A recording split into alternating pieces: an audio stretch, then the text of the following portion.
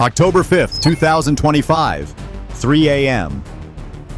The icy silence over western Ukraine was shattered as a rain of Russian cruise missiles and suicide drones tore across the night sky. Within minutes, explosions rocked Lviv, Yavoriv, and Novoyavorivsk. Schools, factories, and homes engulfed in flames. 8 civilians were dead, dozens wounded, and a maternity hospital lay in ruins. It was not a military strike. It was a message. Operation Winter Vengeance, targeting Ukraine's western cities and vital civilian lifelines near NATO's border. But by dawn, Ukraine's grief had turned into resolve. Inside underground command rooms, engineers, soldiers, and coders forged a new weapon from ingenuity: Operation Silent Thunder. A fleet of 370 low-cost drones built from plywood and plastic, programmed to strike deep into the Russian heartland.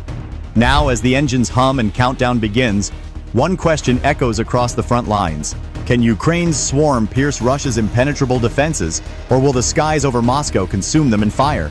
October 5th, 2025, 3 a.m. The icy silence over western Ukraine is shattered as the first salvo of Russian cruise missiles rips through the night sky. Without warning, the explosions occur near the city of Lviv, just 80 kilometers from the border with NATO-held Poland. In just 5 minutes, more than 24 missiles and 18 suicide drones strike civilian and industrial infrastructure across Yavoriv, Drohobych, and Novoyavorivsk. At first, chaos ensues. Then sirens sound. Ukrainian air defenses spring into action. Buk M1 and NASAMS systems light up the sky, intercepting wave after wave. 17 missiles are fired, while 24 drones are disabled mid-air, with 8 still getting through. Within 30 minutes, 3 neighborhoods, 2 small factories, and a school had been hit. Windows shattered. Fires blazed into raging fires. Ambulances raced. The town resembled a map of ruins. 2 buildings burned to the ground. 2 schools structurally damaged. A small industrial area shut down. The death toll rose immediately. 8 civilians were confirmed dead. More than 25 were wounded, many with burns and shrapnel. A maternity hospital near Sambir had taken a direct hit. Nurses sobbed as they carried newborn babies into the streets amid the rubble. Dozens of families, now homeless, gathered near the train stations, their faces frozen in disbelief. This was not a military operation. It was a message. Russia launched Operation Winter Vengeance, targeting Ukraine's western strongholds and civilian lifelines less than 80 kilometers from NATO's eastern flank. Vital infrastructure was paralyzed. The town's main power supply was cut. Fuel depots were damaged. Local authorities reported an estimated 175,000 liters of diesel fuel had been burned or contaminated. Hospitals were running on generators. Shelters filled quickly. More than 2,400 people were displaced overnight. As dawn broke, the scale of the devastation became clear. Schools, factories, homes, all flattened in less than 20 minutes. The West watched. NATO remained silent. But in Kiev, something more dangerous than anger was taking shape: determination. By 6 a.m. on October 6, 2025, the Ukrainian capital was no longer mourning. It was calculating. The president's office had submitted an urgent formal appeal to the 30-member NATO Council that morning, a request that had been stamped, signed, and delivered. Condemn the airstrikes, authorize immediate aid, authorize Ukraine to impose restrictive measures to protect its people. The message was simple and public. Our towns have been brutally attacked. We call on our partners to stand with us. 3 formal requests were made around the same time: to the Secretary General, to the Council of Europe, to allied capitals. The clock on the wall ticked. The response was not what ministers in Kiev had hoped for. The usual phone calls, careful language, and a carefully crafted press release all fell short. For 72 hours, there was no decisive military support, no declaration of red lines. Diplomacy moved at the speed of paper. Buildings burned with the speed of primitive explosives. Inside the intelligence room, President Volodymyr Zelensky sat at the head of the table, surrounded by the country's best military strategists, intelligence officers, and UAV engineers. They prepared response options, not with missiles, but with innovation. A plan was activated under the code name Operation Silent Thunder. At its core were 370 low-cost suicide drones, each assembled from commercial parts, plastic composites, and 3D printed housings. Each cost just $1,800, less than a Russian soldier's monthly salary. But together, they form a $666,000 fleet, enough to cripple a superpower. The drones will fly in 6 squadrons, each programmed to fly at a different altitude and approach path. From 250 meters to just 12.5 meters above the ground, their trajectories form a web of digital chaos. Most are automated, but as they approach Russian airspace, 18 elite drone operators, programmers turned warriors, will take manual control. Ukraine's revenge will come not with force, but with chaos. And the first drone will take off in less than 36 hours. Time has begun to tick away. Could this audacious plan shatter Moscow's invincibility, or would it vanish against radar and flame? 8 a.m. The sky over western Russia was silent, quiet, but the silence was deceptive. In the 48 hours since Russia's attack on Lviv, 370 Ukrainian suicide drones had violated Russian airspace. They came from not one direction, but 6, with one purpose: to strike at the heart of Moscow. Inside Russia's state-of-the-art S-400 and S-500 command centers, radar operators stared at blank screens, in confusion. The Delta Formation, flying just 12.5 meters above the ground, was completely invisible. No signal was returned. No alarms were triggered. By 8:23 a.m., the first drones had reached Moscow's outer defense perimeter. Russian air defenses near Kaluga lit up. The alarm bells rang, a hasty shout of enemy. Without hesitation, the anti-aircraft batteries were activated. A hail of interceptor missiles roared into the sky. In the chaos, 125 drones flying at high altitude as decoys were shot down. Their fragments scattered across the Kaluga and Tver provinces. It looked like a victory, but it was just a bluff. The remaining 245 drones now scattered like smoke on the radar field. Some crashed close to the roofs. Others circled widely, clinging to riverbanks and power lines. By the time the Russian defense system was recalibrated, it was too late. The swarm of drones was already within Moscow's shield. 8:48 a.m. Chaos broke out. 85 UAVs that had hit the Echo Group exploded in the sky over Moscow City, Russia's leading financial district. Glass towers shattered. Fire engulfed the top 3 floors of a state-owned telecommunications headquarters. 4 people were killed instantly. Seconds later, 15 drones crashed into apartment blocks along Kutuzovsky Prospect, home to senior government officials. The sky turned orange. Sirens fell silent. Street cameras recorded scenes of panic. Parents clutching children. Elderly residents crawling out of the smoke. The worst happened next. 9:12 a.m. A direct hit the security dome near the Borovitskaya Tower, shaking the ancient walls. Security forces were mobilized. 17 people were confirmed dead. 57 were injured, many with third-degree burns. Moscow's power grid was shut down. Metro lines were paralyzed. The Air Defense Command lost contact for 6 crucial minutes, a long time in a siege.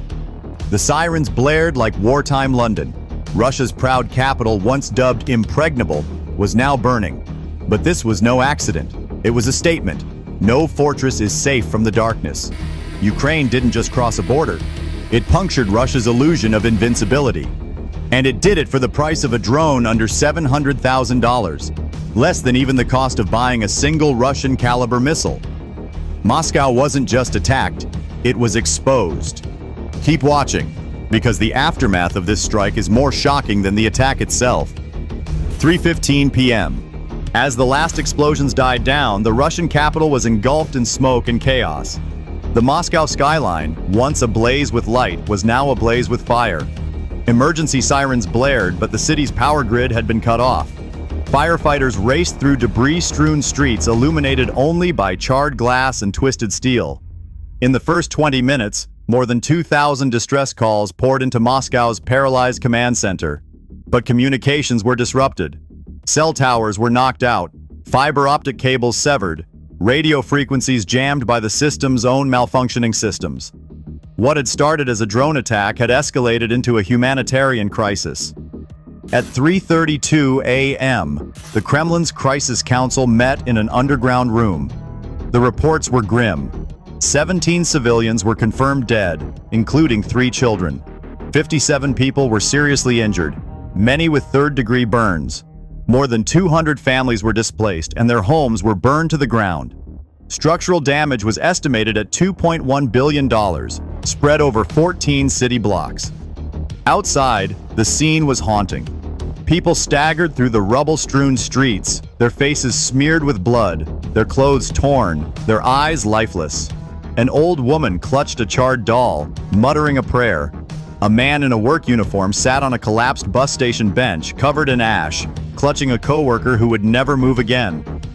By evening, 7 government facilities were down. Telecom networks, power stations, and transportation networks were disabled. Moscow's subway line 4 was buried under rubble, trapping hundreds underground. Black smoke billowed over the Moscow World Trade Center, now a scarred reminder of its fragility. Confusion reigned across Russian state media. Initial reports suggested a NATO cyber attack, others whispered sabotage. But one truth burned indisputably. Ukraine had struck at the heart of Russia, not with ballistic force, but with ingenuity and desperation. President Vladimir Putin addressed the nation, his tone cold and decisive. He pledged swift justice and labeled Ukraine a terrorist state. Yet even as his words echoed, questions lingered in every ministry. Why did a $20 billion defense system fail? How could a nation built on power be paralyzed by machines worth less than a car? The fire continued to rage, and beneath the smoke, Russia's illusion of invincibility crumbled to ashes. From October 6th to 8th, 2025, the world held its breath. As news of the drone attack on Moscow made global headlines, one question echoed through capitals, war rooms, and newsrooms. What would NATO do? For 2 days, the alliance said nothing. No condemnation of Russia's airstrike on Lviv. No support for Ukraine's retaliation against Moscow. No public statements. Inside Kiev, silence reigned. President Zelensky submitted 3 urgent communiques to the North Atlantic Council, requesting humanitarian aid, defensive weapons, and permission to expand operations eastward. Each was met with a pending review. Meanwhile, Ukraine braced for retaliation. Air raid sirens blared day and night. Civilians slept soundly in the subway. Generators roared in pitch-black hospitals. People were no longer asking for guarantees, just transparency. And then, on October 8th, 2025, 2:03 p.m., NATO blinked. A joint statement was issued. We condemn the attack on Lviv and express concern about the escalation of the conflict. A special session has been convened to assess security vulnerabilities in Eastern Europe. No mention of Moscow. No word on military assistance. But something had changed. By 6 p.m., the U.S. Department of Defense had quietly approved $600 million for Ukrainian unmanned aerial vehicles, UAVs. Poland opened its airports to Ukrainian refueling planes. Lithuania and Estonia call for full consultations on Article 5. Behind closed doors, NATO leaders are not just debating Ukraine, they are confronting a new reality. Fortresses are falling, borders are blurring, wars are no longer fought solely by armies. In Brussels, a secret report is circulating among the senior command. Its summary is a single line. A $1,800 drone just revealed a $500 billion defense strategy. The consequences are enormous. Military analysts call it the birth of a new doctrine of warfare. Asymmetric swarming, low-cost, high-impact attacks designed to bypass traditional power structures. Ukraine didn't just attack Moscow, it rewrote the rules of modern warfare. And as Kyiv rebuilt, its leaders no longer waited for permission. They told the world outright, if allies don't protect the innocent will protect themselves.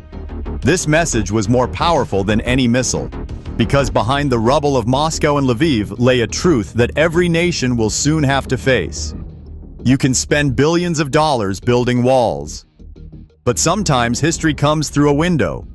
In just 2 days, the world changed. Russia's brutal winter offensive ended in a cloud of smoke over Moscow. Ukraine, devastated and cornered, had proven that stamina, strategy, and will can defeat even the most advanced military machines. With nothing more than a few pieces of plywood, circuit boards, and a reason too painful to ignore, they breached the gates of one of the world's most fortified capitals. But this story is not just about Ukraine or Russia. It is about all nations that still cling to the illusion of security. It is about alliances that promise unity but falter when they are most needed. It is about lives lost, not for lack of strength, but for lack of action. NATO's silence, the panic in Moscow, the whispered prayers under the rubble in Lviv, all have become symbolic. A symbol of a world entering a new era, where enemies don't always wear uniforms, and war doesn't wait for declarations of war. For the people of Ukraine, the assault on Moscow wasn't a victory to celebrate. It was a necessity paid for in blood. For the people of Russia, it was a grim reminder that the empire they built on fear could be breached, even by hands they had fired.